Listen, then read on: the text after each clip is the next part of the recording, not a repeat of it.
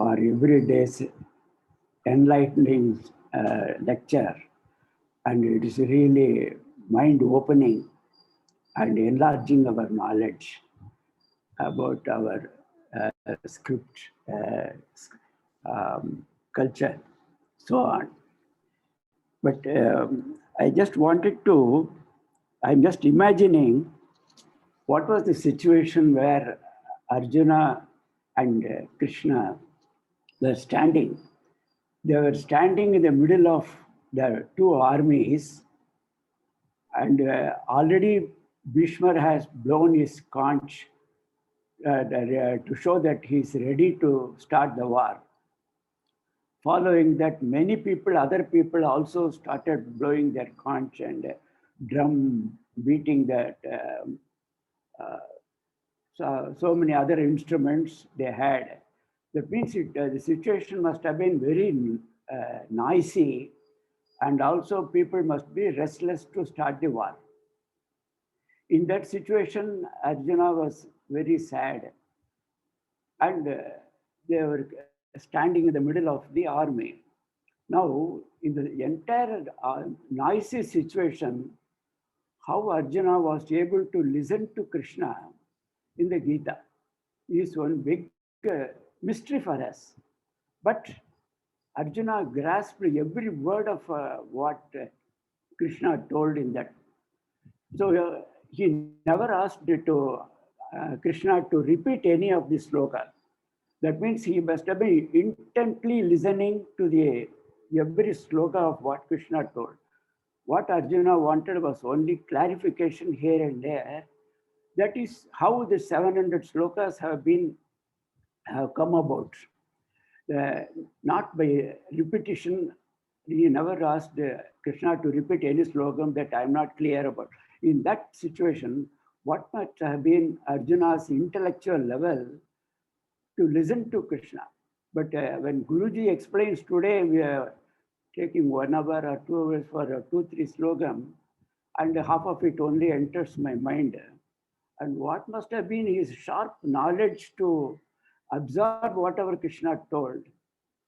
And for that Gita, Shankaracharya has written the Bhashyam, but still that Guruji has to explain that Bhashyam also to us. If that is the situation, how intelligent must have been Arjuna to understand whatever came from Krishna. That is the one thing very surprising. And the very questions, many questions were Krishna, that Arjuna asked Krishna, are for our own clarification, not for Arjuna's clarification, as it appears. He was so very absorbing and almost intellectual level, same as Krishna, to absorb everything in that speed. And how Krishna downloaded 700 slogans into Arjuna is another mystery. In that speed, in that situation, how he was able to do that. Today we see 1,000 pages, a book can be downloaded in 2 minutes, that we see internet. But how Krishna did it with Arjuna is another mystery, how he is able to. That means Arjuna and Krishna didn't have all the time in the middle of the army to discuss and do. It must have been going very fast.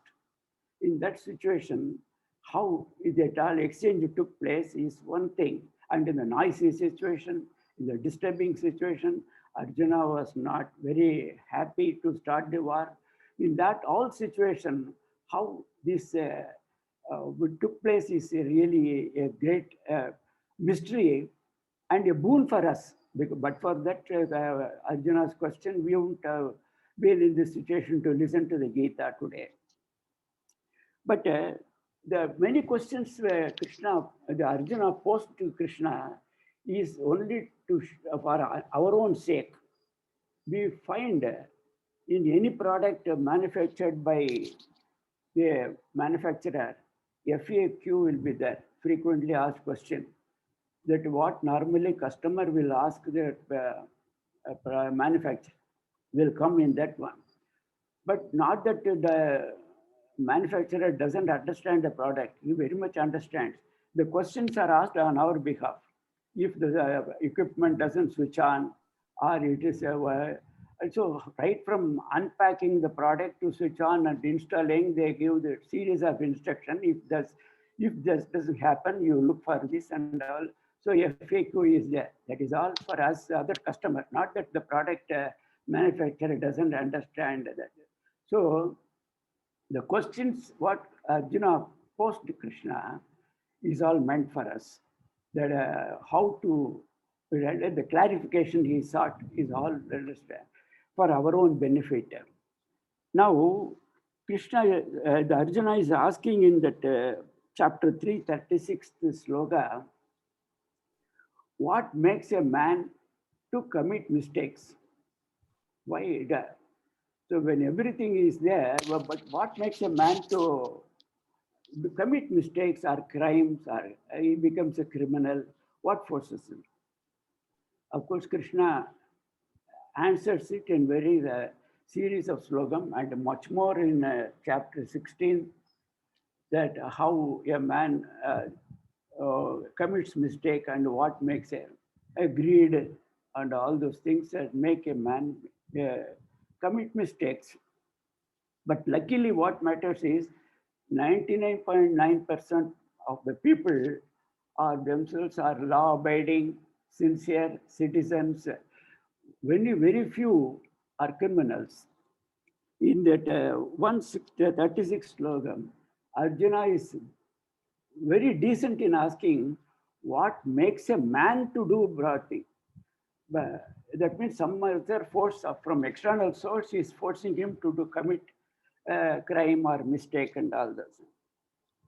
But there is one Subhashitam in Sanskrit, if you say that everybody wants punyam, but they don't do the punyam karyam. But nobody wants that papam palam. They don't want, but they go on committing papam only with great difficulty. Very difficulty there. So people wantonly do mistakes, but they want the palam of punyam. But he is asking Krishna how people are forced. So Arjuna was decent in asking that people make mistakes by external force, not by himself. But in our present circumstance, we see how it is going on. That doing papam is conventional and taken for granted. Doing punyam is rare. And if somebody is honest, committed, and sincere, devoted, we ridicule him. So it is not something very much accepted in society. Being committed, honest, sincere is not something appreciated or accepted. But still people are honest, sincere, committed by nature. But why we have the police, court and all those things even today? Because that for the few who don't follow, that negligible percentage, but they can spoil the society. But for the few, we keep all the police, court, everything. So when crores of cases are pending in court, we can understand how much people follow the law and order situation. But still, the country thrives, society thrives, because many follow the law. By themselves, they follow the law. You stand in a green signal, waiting for signal in the front. Suddenly, people in the behind, they give horn. For me to go when the red signal is there still. So what the people are restless. People don't want to wait for the green signal to come. They push everybody. So it means people, I have to move. And he goes on giving the horn in the backside. I have to move. Yeah, that is the restlessness of the people. So knowing fully well. And if at the same time they see a police, they stop. everybody stops and they don't. If the police is not there, everybody wants to go pass, even when the signal is there. But one police makes all the difference. He is able to stop. So the people inherently they follow the law. That is what comes out in Arjuna's question, that why people are forced to commit mistakes. That is one thing. But now, yeah, we take something for granted. That is,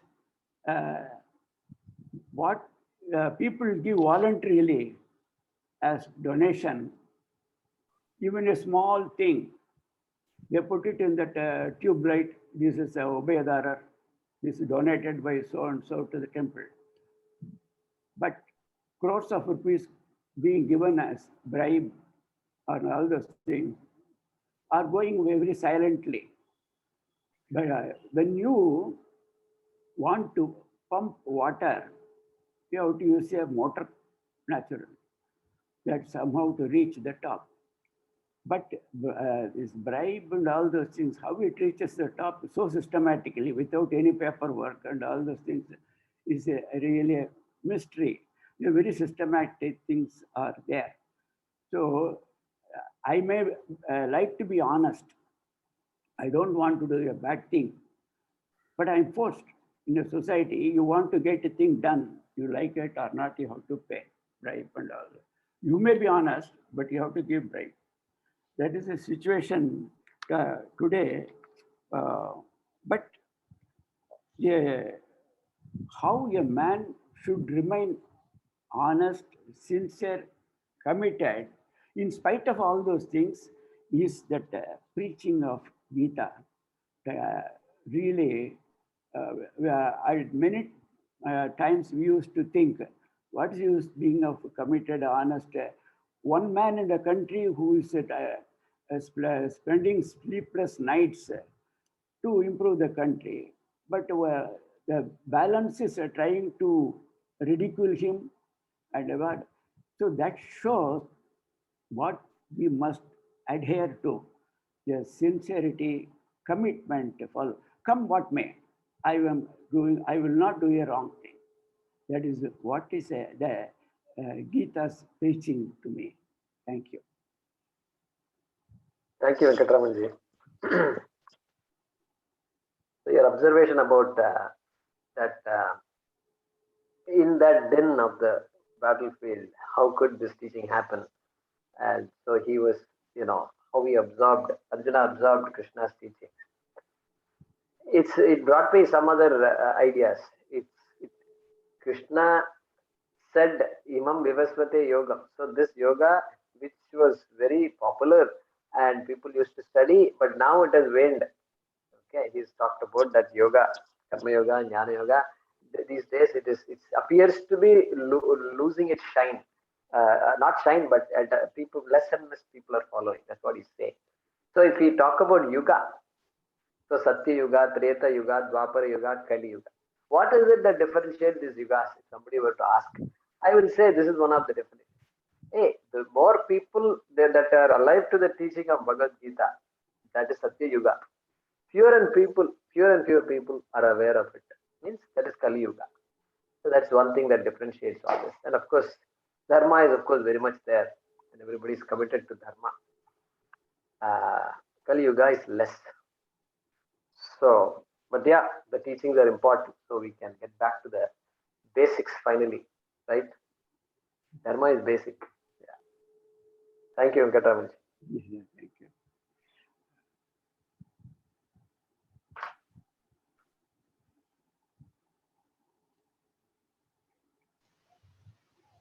Anybody else, Vijay? Yeah, Surendra ji is ready. He will also present. Yeah. Namaskar, Guruji. We just had a very nice explanation by Venkatraman ji. I bow to all my gurus and seek their blessings, and my namaskar to everyone. Brief understanding of my chapters 3 and 4. Chapter 3 starts with Arjuna asking Bhagwan Krishna, if knowledge is superior to action, why should I do the ghor karma that is fighting a war. In the chapter 3, it is the idea of action explained as Karma Yoga. I want to show one picture. Are you able to share screen? Option is there. Yeah, share is there, yes. Yeah.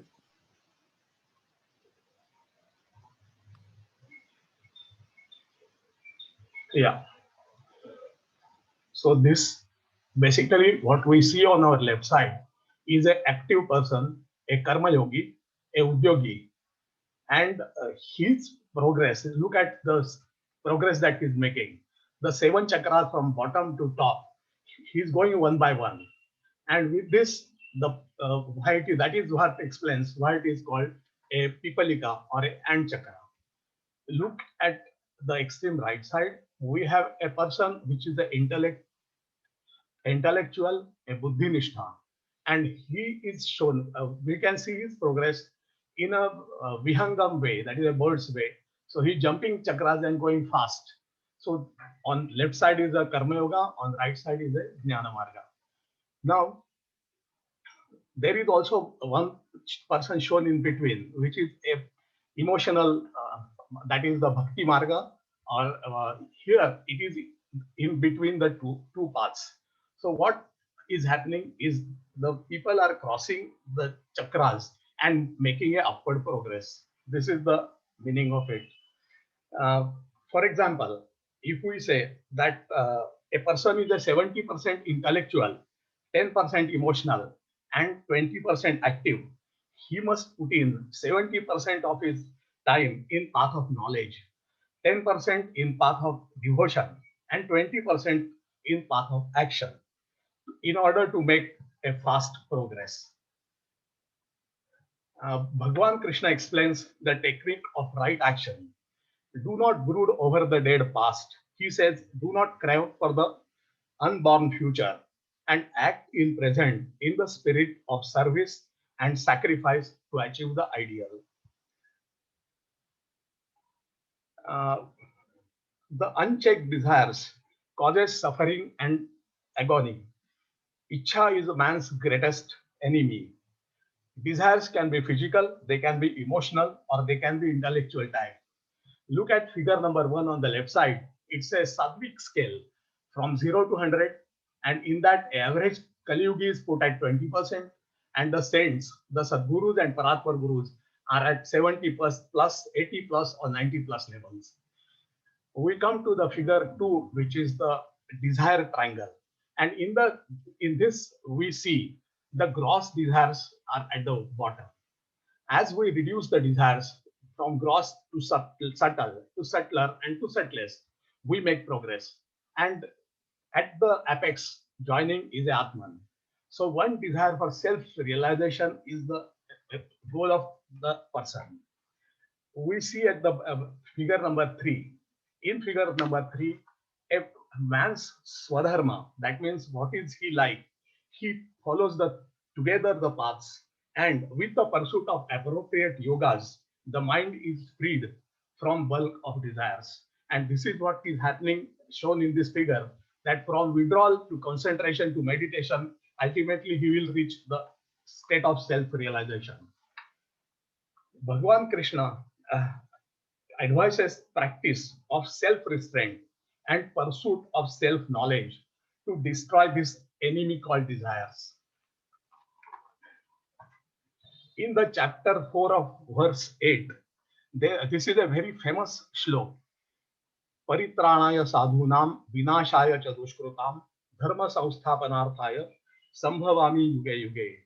For the protection of dharma and punishing the adharmis, I bring myself into being, as our Guruji puts it. This is the message that Bhagwan Krishna has given to all of us. The self is a fundamental cause for all actions, as we can see. I have come across a very good, amazing similarity between perception of God and petrol. But there are 3 points of remarkable comparison which I want to mention to you. The petrol is a prime mover in all the cars, in all automobiles, but it itself doesn't move. It has no desire to go anywhere, nor a desire not to go.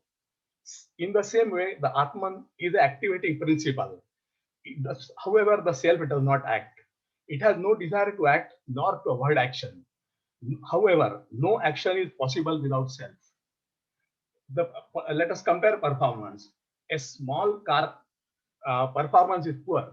For a medium car, the performance is mediocre. And for a big car, the performance is grand. The cars are distinctly different in performance, but the petrol used in all three is same. The same way, the self in an illiterate person, in a civilized person, or in an enlightened stage is all same, but their calibers are way different. However, the same Atman functions through all three of them.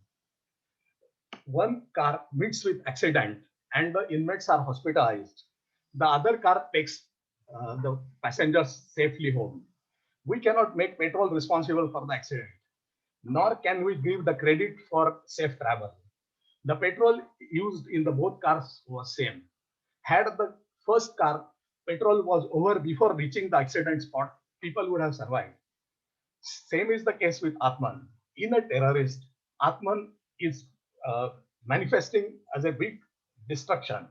In a sage, it is then divine benevolence. Atman is, however, neutral. It has no vice or no virtues can be attached to it. Bhagwan Krishna says, the sages are free from desires and expectations and lead the life of perfect detachment, and they are free from sin, suffering, and sorrow. Bhagwan Krishna gives new interpretation to yajna, which can be applied in a daily life. I want to give one example of this.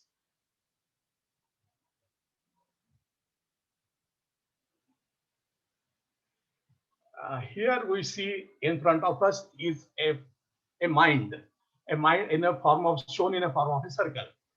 We have 1/10 of a mind, which is a conscious mind at the upper part, and the lower part is subconscious mind, which has millions and millions of impressions.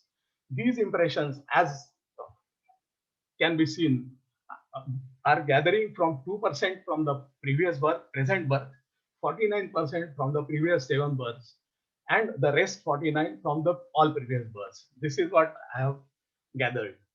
Now, what happens to that?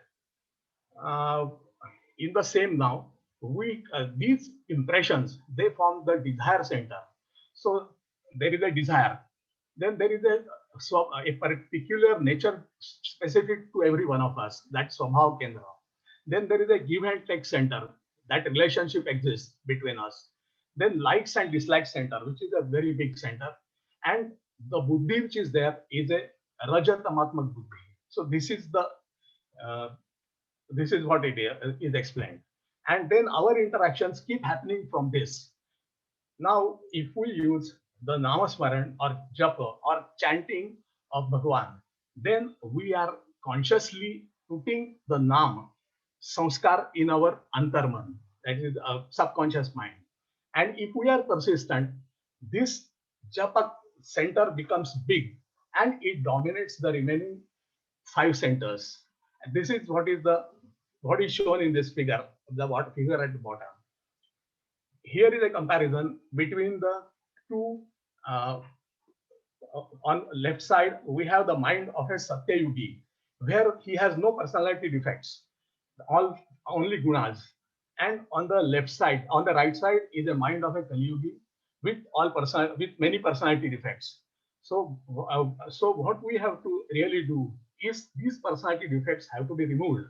If we do not do that, then they become more and more rigid because of improper actions happening. So we have to work on this. This is what is there. Now, by converting the activities into yajna, the seeker drops his vasanas or desires and gains gradually the knowledge of self. This is what I wanted to say in a very short time about this, my understanding. Thank you, Guruji. You can stop sharing the screen. Yeah. Thank you, Surendra ji. is So your Top share. example. Yeah. The example was interesting. Petrol fueling the cars, vehicles. Likewise, Atma also fuels our body, right? That's Yeah. what. Hmm. That's a good example.